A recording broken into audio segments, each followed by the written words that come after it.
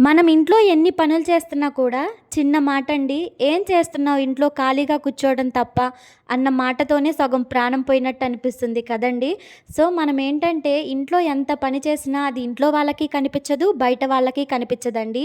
మనకుండే వాల్యూ ఎంతంటే జీరో. "ఏం చేస్తున్నావు? తిని కూర్చోవడం తప్ప" అన్న మాట ఒక్కటే మనకొస్తుందనమాట.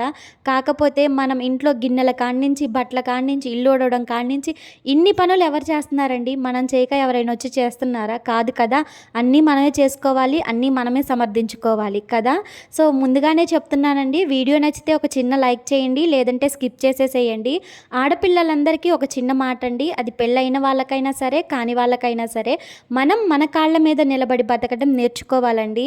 అది ఒక రూపాయి తెచ్చుకునే విధంగా ఎలాంటిదైనా పర్లేదండి. చిన్న పని చేసుకున్నా పర్లేదనమాట. ఒక రూపాయి మనకి స్వతంత్రంగా సంపాదించుకున్న రోజే మనకైతే వాల్యూ ఉంటుందండి. సామెతే ఉందనమాట. ఆడది తిరిగి చెడింది, మగవాడు తిరక్క చెడాడు అని చెప్పేసి.